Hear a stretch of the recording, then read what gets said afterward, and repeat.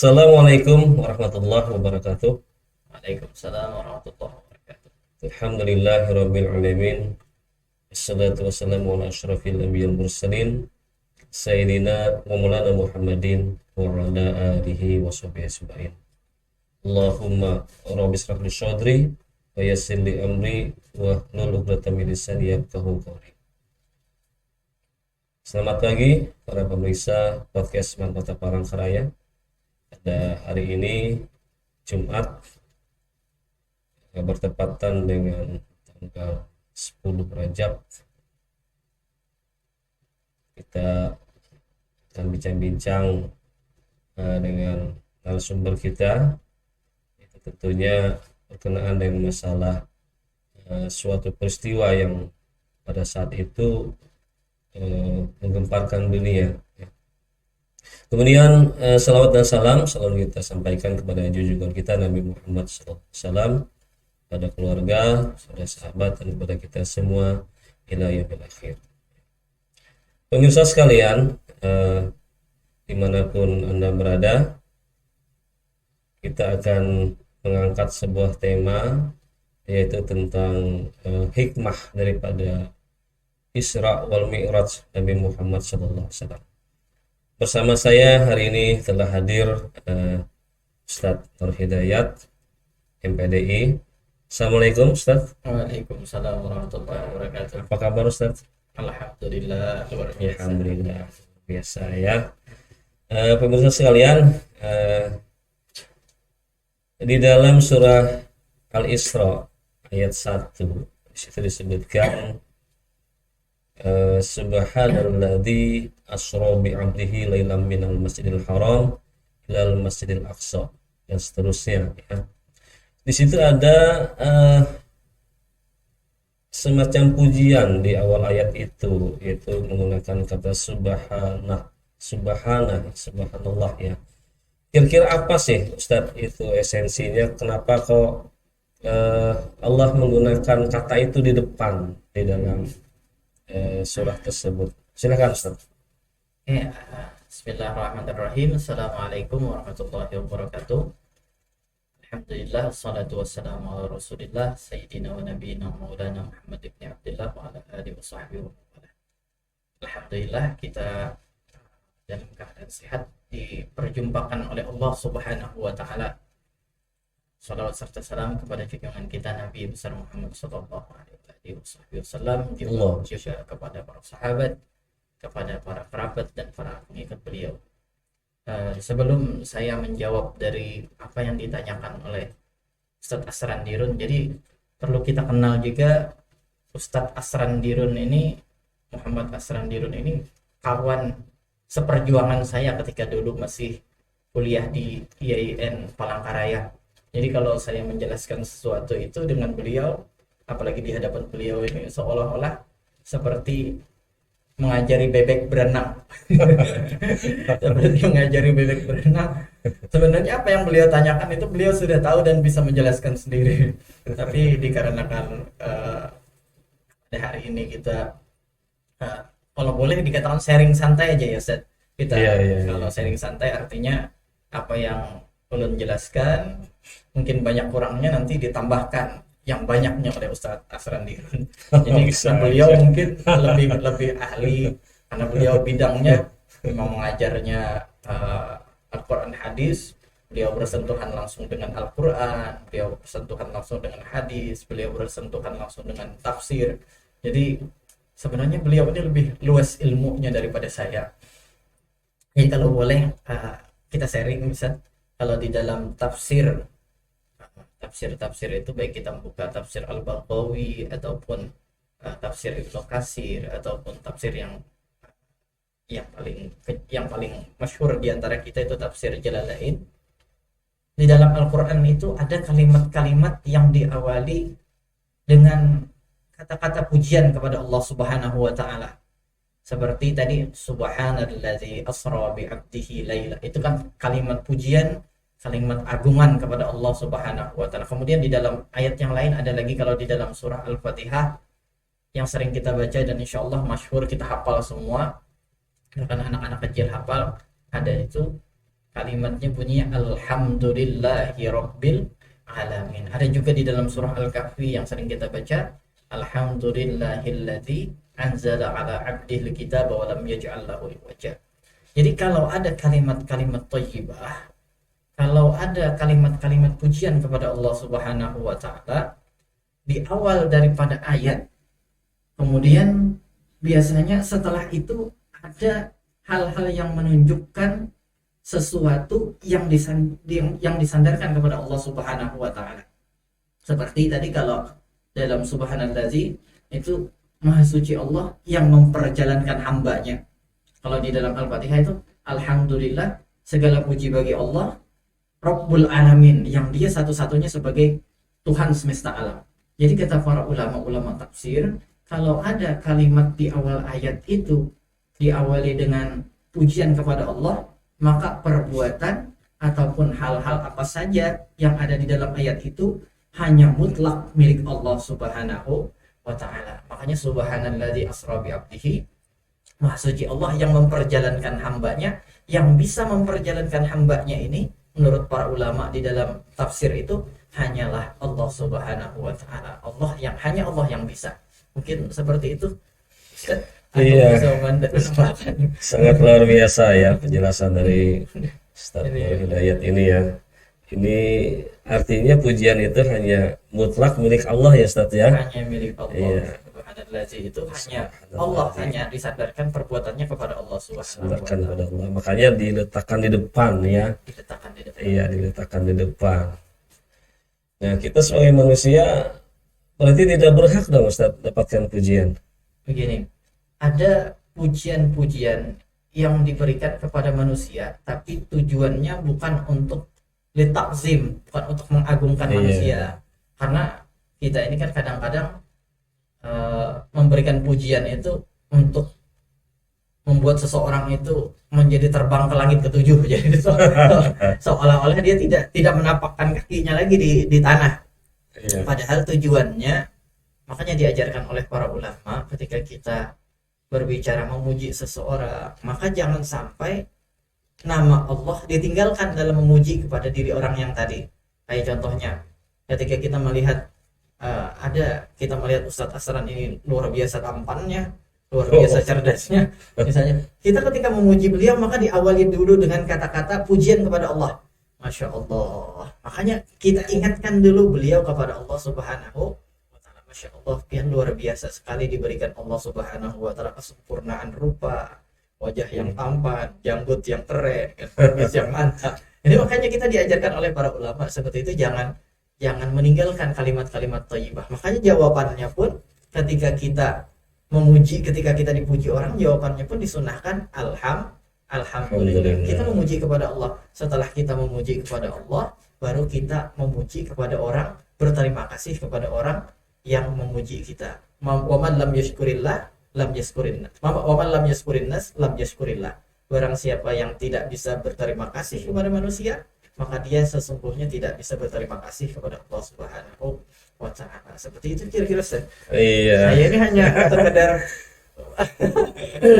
jadi seperti mengajari bebek berenang tadi. Beliau ini sebenarnya orang yang lebih Iya, ini kan pemirsa yang menonton acara kita ini kan sangat banyak Ustaz ya. Iya. Karena sekarang ini kan orang kadang-kala itu memuji itu terlalu berlebihan gitu Ustaz ya. Terlalu berlebihan sehingga yang dipuji pun merasa terbang tadi katanya kan, sehingga dia bisa timbul perasaan wah saya memang hebat seperti itu, ada keakuan. Iya. Nah itu kan tadi kan dikatakan bahwasanya kalau ingin memuji orang kan harus kembalikan dulu kepada Allah Subhanahu wa taala ya kan. Nah sementara yang mungkin lupa itu orang yang dipuji itu dia terkadang bisa lupa. Jadi itu bagaimana itu cara mengembalikannya itu, karena dia yang namanya manusia ya wajar lah, karena dia memang sifat manusia kan senang dipuji ya kan, apalagi pujiannya itu melampaui dari rekan-rekannya, dari teman-temannya. Nah itu bagaimana orang yang dipuji itu menyikapinya seperti itu? Ini luar biasa pertanyaannya sebenarnya. Ini lebih pantas dijawab oleh beliau. Kan kayak gini, kita itu ada satu sifat yang kata baginda Rasul Sallallahu Alaihi Wasallam, di dalam hati itu yang tidak bisa memasukkan kita ke dalam surga. Jadi ada di dalam hadisnya baginda Rasul itu, la yadkhulul jannata man kana fi qalbihi misqala dzarratin min kibrin.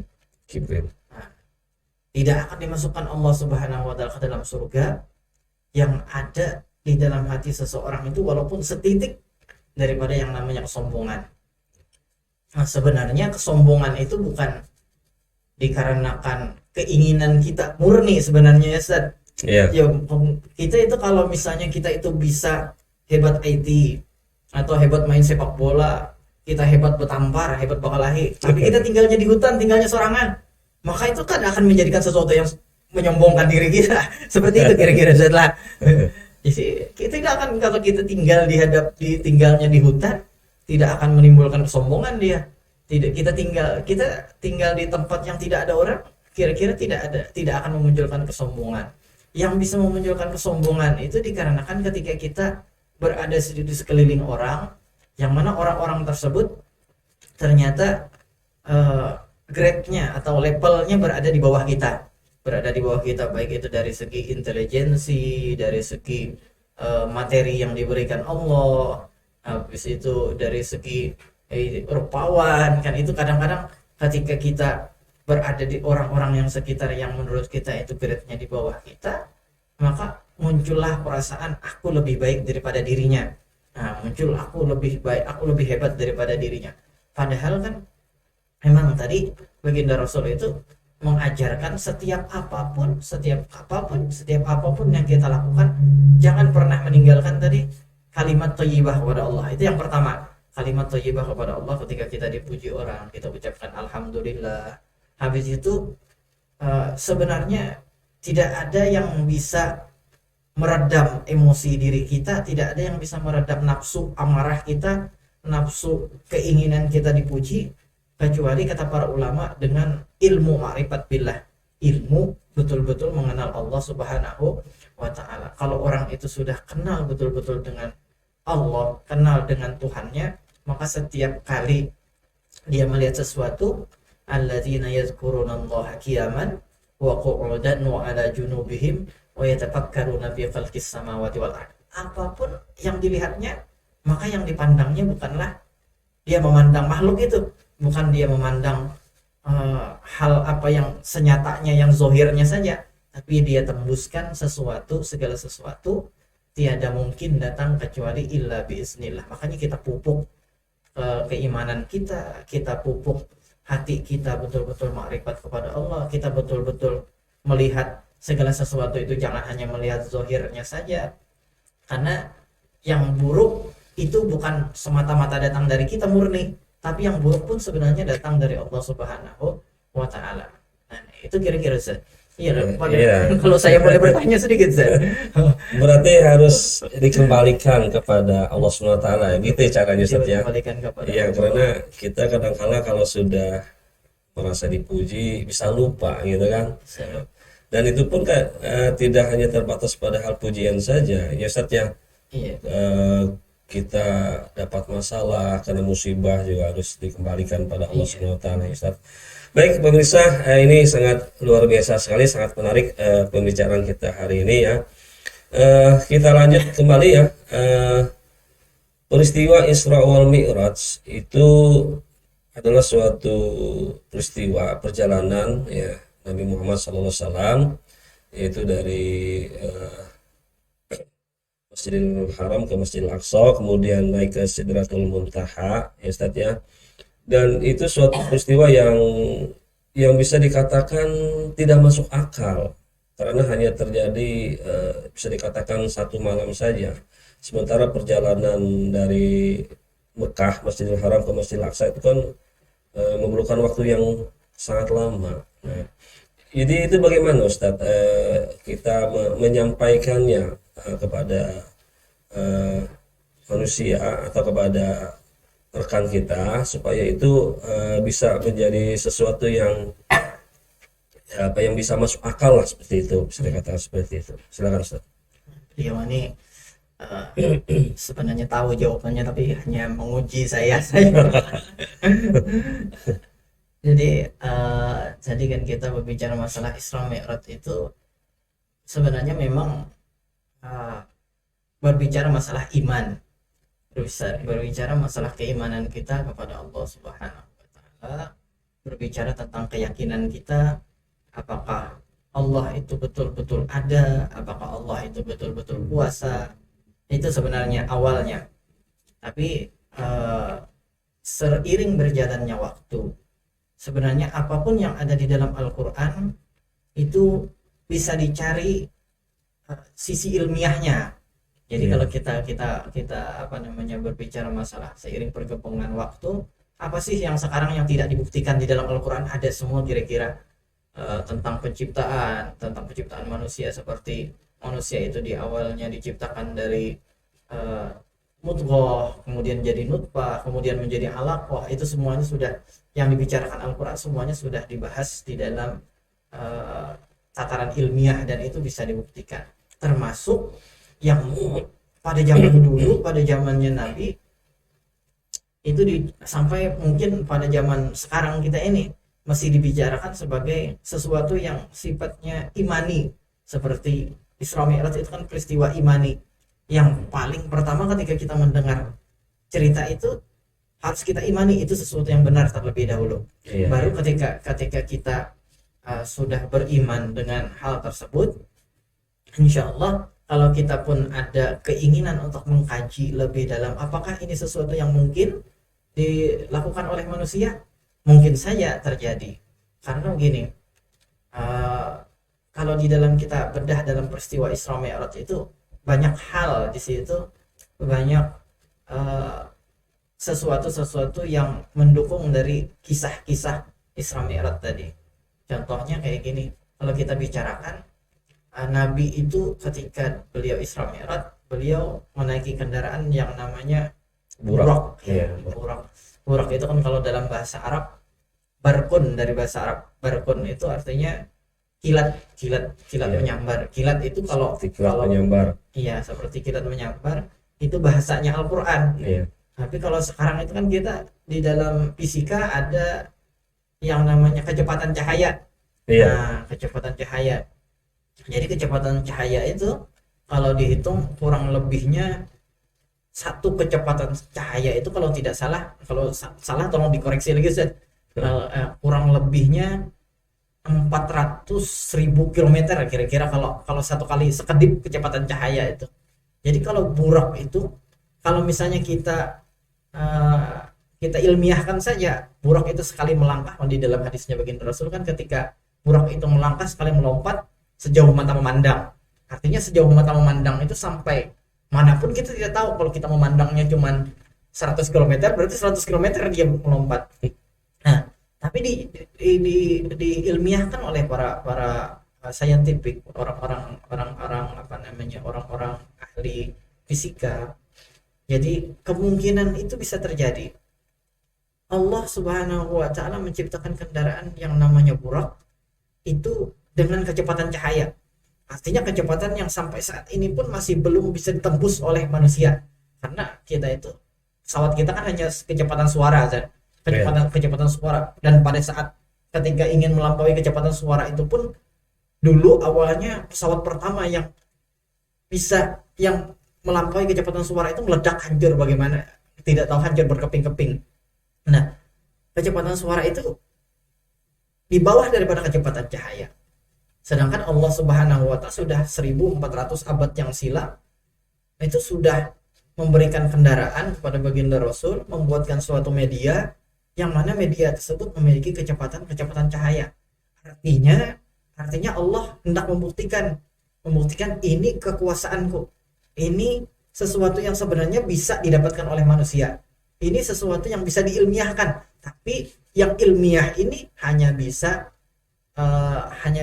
diilmiahkan saja dan belum tentu bisa tercapai. Jadi kalau di dalam ruang lingkupnya, seolah-olah Allah, kita tidak tahu sebenarnya kendaraan burak itu seperti apa yang diciptakan Allah, yang disediakan Allah Subhanahu wa taala bagi baginda Rasul. Yang pasti kalau kita mengilmiahkan tadi buruk itu kan sekali melangkah kurang lebih, kalau kita hitung dengan kecepatan cahaya kurang lebih 400.000 kilometer, sedangkan kalau jumlah keliling atau diameter kelilingnya dari bumi ini kan cuma 300.000 kilometer saja, kurang lebihnya seperti itu. Jadi kalau Burak itu sekali melompat untuk dari Masjidil Haram ke Masjidil Aqsa, itu mungkin ilmiah saja, sangat mungkin sekali. Dan kalau kita hitung kan berarti tadi kalau satu kecepatan cahaya 400.000 kilometer. Kalau jumlah total daripada keliling dunia itu 300 kilometer, berarti tidak sampai satu kecepatan cahaya. Tidak sampai, sangat tidak sampai satu kecepatan cahaya. Berarti hanya sekejap mata memandang sudah sampai, dan itu bisa dilakukan.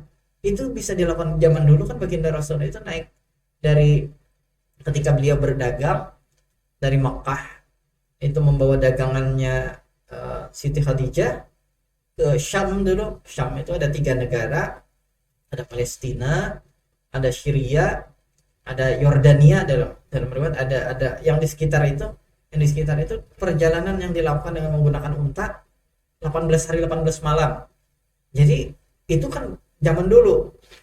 Sekarang antara Masjidil Haram, antara Makkah ke Palestina hanya ditempuh dalam waktu 1 hari naik pesawat. Sudah bisa.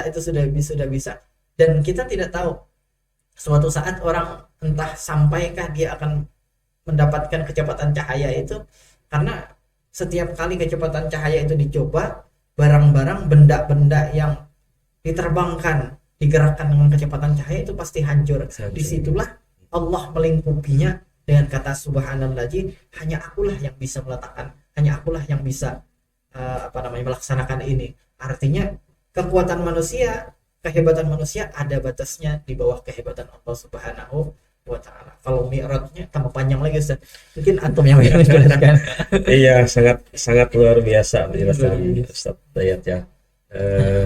Artinya perjalanan itu kalau secara fisik, tubuh fisik seperti kita ini nggak mungkin ya mengikuti kecepatan cahaya. Makanya ada peran Allah SWT di dalamnya. Itu yang makanya tadi kan Ustadz katakan ya pemirsa ya, di awalnya di ucapan subhana itu. Baik para pemirsa sekalian, nah ini ada satu oleh-oleh yang penting dari peristiwa itu Ustadz, yaitu tentang perintah melaksanakan sholat ya. Nah, mungkin ini kita sampai pada sesi yang terakhir ini yang mungkin sangat penting sekali bisa Ustadz sampaikan kepada para pemirsa, kepada anak kita tentang sholat itu Ustadz sendiri. Silakan Ustadz. Ini sebenarnya yang lebih pas Ustadz Asran ini yang menyampaikan. Karena beliau yang, kalau kita kan biasanya kalau bicara masalah sholat ini masalah, kalau kata orang tua Bahari itu seperti meludah ke atas. Kita membicarakan tapi kita sendiri tidak melakukan. Ya terutama sholat 5 waktu Ustaz, karena kita ingin memotivasi pemirsa di rumah supaya mereka lebih bersemangat lagi untuk sholat. Apa sih gunanya sholat itu, ya kan, apa pengaruhnya terhadap jiwa orang yang melaksanakan sholat gitu kan. Mungkin itu bisa sampaikan Ustaz. Jadi sholat ini sesuatu yang istimewa sekali sebenarnya. Yang satu-satunya perintah, satu-satunya amal, satu-satunya perbuatan yang langsung diberikan Allah Subhanahu wa ta'ala kepada baginda Rasul dan diwasiatkan kepada umat Islam secara keseluruhan. Jadi kalau kita boleh buka dulu tentang umat-umat sebelumnya itu punya juga sholat, punya juga puasa, punya juga amalan-amalan lain, perbuatan-perbuatan ibadah-ibadah yang lain, tapi tidak seistimewa sholatnya umat Islam. Karena umat Islam ini dapat perintah sholat, baginda Rasul yang mengambil langsung ke langit, baginda langsung yang langsung mendapatkannya di hadapan Allah Subhanahu. Langsung menghadap rajanya ya. Menghadap rajanya luar biasa Luar ini. biasa. Ini luar biasa. Jadi bukan sesuatu yang main-main. Iya. Makanya di dalam hadisnya awwalu ma yuhasabu yaumil qiyamah as-shalah. Amalan yang paling pertama dihisab di hari kiamat itu adalah salat. Apabila saluhat, apabila salatnya Salatnya soleh, salatnya bagus, Iya. maka semua amalan yang lain itu dianggap bagus. Iya. Nah, dianggap sudah biarnya pandustaan bukan apa-apa. Biarnya begini biar aja sudah. Yang penting salatnya bagus dulu kan, yang penting salatnya bagus atau apa yang dikerjakan, yang penting kita salat dulu. Katanya makanya apa namanya Babe Hasan Haikal itu kalau boleh mengutip dalam ceramah beliau menyampaikan, apapun profesimu, engkau sebagai seorang perampok jangan tinggalkan sholat. Iya. Nah, engkau sebagai seorang pembunuh jangan tinggalkan sholat. Engkau sebagai seorang koruptor jangan tinggalkan sholat. Karena sholat itu mencegah perbuatan keji dan mungkar. Allah Subhanahu wa taala yang akan menghilangkan keji dan mungkar yang ada di dalam diri kita. Makanya kita ini kan tidak bisa mengontrol yang namanya lisan kita ini. Kalau kita lihat, dan itu sesuatu yang menurut kita sesuatu yang lumrah dan wajar sudah. Jadi mengontrol anak-anak kita ini, perkataan-perkataan anak-anak kita, perkataan-perkataan kawan kita, perkataan-perkataan yang tidak pantas untuk disampaikan gitu. Kayak menyambat binatang-binatang. Jadi menyambat kawan itu, kawan berbentuk wujud manusia. Tapi yang diwadahi binatang semua. Jadi perkataan-perkataan itu kalau kita hanya melalui nasihat, jangan berpandir lagi kayak itu, jangan lagi mengucapkan yang seperti itu, insya Allah sampai muntung kita bebuihan kada bakalan dia berubah. Tapi kalau kita sudah ikam sembahyang aja, sudah sembahyang aja, maka sholatnya itu yang akan memperbaiki dirinya. Itu yang pertama tadi. Inna sholata tanha anil fahsya wal munkar. Dia akan mencegah itu sendiri. Kalau kita ini kan waktu halus, jujur aja, karena ulun tinggal waktu halus itu tinggalnya di daerah pasar, daerah orang yang katanya bakalahian. Jadi perkataan yang tit BLT yang itu kan tersambat terus, tapi disuruh oleh guru-guru kita jangan tinggalkan sholat, silakan sholat, diperbanyak sholat. Semakin banyak kita perbuatan yang kada baik, semakin banyak sholat kita, maka dengan sholat itulah akan menghilangkan daripada perbuatan-perbuatan kecil. Kemudian satu lagi mungkin wasiat daripada baginda Rasul SAW kepada Abdullah bin Mas'ud. Abdullah bin Mas'ud itu kan pernah bertanya kepada baginda Rasul. Kata Abdullah bin Mas'ud, ya Rasulullah, akhbirni an ayyul amal habbu ilallahi ta'ala. Ya Rasulullah, kabarkan kepada aku tentang amal apa, perbuatan apa yang dicintai Allah, sangat dicintai Allah. Tentunya kan kalau kata-kata cinta ini kata-kata yang luar biasa. Kata-kata yang luar biasa maksudnya ketika seseorang itu sudah dicintai. Kalau kita aja cinta dengan anak kita, sayang dengan anak kita, apapun yang dikehendaki oleh anak kita pasti akan diberi sebelum anak itu meminta kepada kita. Kayaknya bahaya sepeda motor CBR itu bagus. Walaupun anak kadang meminta dengan kita, hanya bepada kayak itu aja, tapi kita sayang dan cinta, insya Allah akan kita berikan. Kayaknya buktinya tuh bunga sebelah lah. Kamu anak kawin gitu. Itu kan kita kalau sudah cinta dengan anak. Kayak gitu juga Abdullah bin Mas'ud bertanya kepada baginda Rasul tentang amalan apa yang bagus baginda Rasul, yang betul-betul dicintai. Ketika kita mengamalkan, ketika kita melakukannya, kita dicintai Allah. Artinya Abdullah bin Mas'ud ini ingin mendapatkan hal yang sangat luar biasa dari Allah Subhanahu wa taala. Salah satunya adalah kata baginda Rasul, as-sholatu ala waqtiha. Salatlah engkau tepat pada waktunya. Jadi salat tepat pada waktunya itu, walaupun kan kalau di dalam fikih itu ada pembagian-pembagiannya. Ada salat waktu fadilah, ada salat yang waktu fadilah, waktu yang utama. Ada nanti salat yang waktu ikhtiar, waktu antara ini bagus atau kada, ini bagus atau kada, ini pas atau kada. Waktu-waktunya memang di dalam hukum fikih itu dibagi. Tapi kalau kita bisa mengerjakan sholat itu di awal waktu, apalagi mengerjakannya sholat secara berjamaah bagi laki-laki, bisa mengerjakannya di masjid, itu sangat-sangat luar biasa sekali. Dunia dan isinya didatangkan Allah Subhanahu wa taala. Kita ini kan apa sekarang kita ini pintar kada, bungas kada, sugih kada, harat kada, kan bisa apa-apa tuh nah. Iya. Tapi keinginan kita, nafsu kita selalu membawa kepada hal-hal yang luar biasa. Hendaknya kita itu bini bungas kan, ya Allah, hidup sugih, apa-apa tuh bila ujian sukses terus. Tapi kada kompetensi kita tidak mencukupi untuk itu, maka serahkan diri kita kepada Allah Subhanahu wa taala di awal waktu, di tempat yang sangat-sangat mulia, di waktu yang sangat mulia. Mudah-mudahan dengan hal seperti itu Allah Subhanahu wa taala jaga kita, berikan yang terbaik juga kepada diri kita. Insyaallah itu. Masya Allah, luar biasa ya. Iya.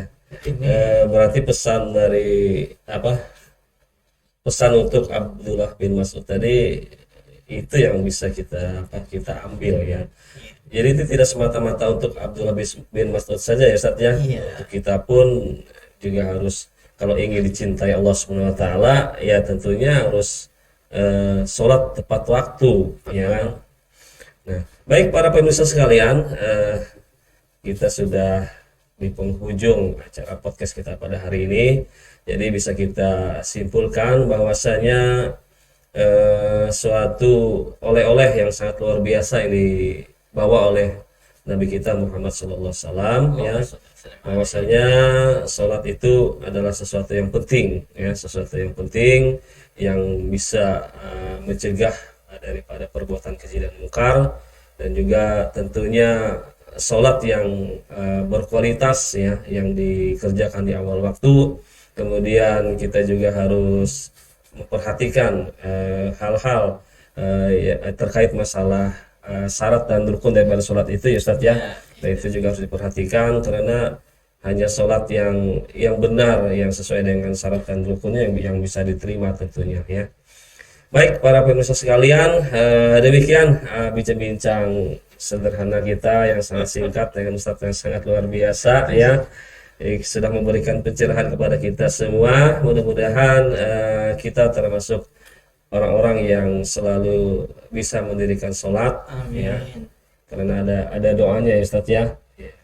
Ada doanya itu supaya kita ini nantinya ke depannya bisa juga mewariskan kepada anak cucu kita, dan bisa kita juga saling mengingatkan bahwasanya sholat itu penting ya kan. Kerjakan sholat di awal waktu, kemudian tentunya juga diperbanyak dengan sholat-sholat sunat. Kalau umpamanya sudah sholat wajib sudah dilaksanakan dengan baik, syarat dan rukunnya sudah sesuai, ditambah lagi dengan sholat-sholat sunat ya. Mudah-mudahan kita menjadi umatnya Nabi Muhammad SAW yang senantiasa mengutamakan sholat ya.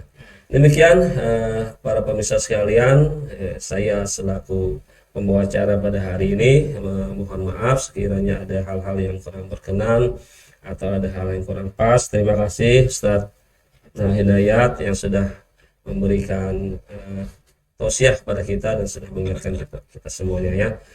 Baik, kita akhiri dengan ucapan wallahu muwaffiq ila aqwamit thoriq. Assalamualaikum warahmatullahi wabarakatuh. Waalaikumsalam warahmatullahi wabarakatuh.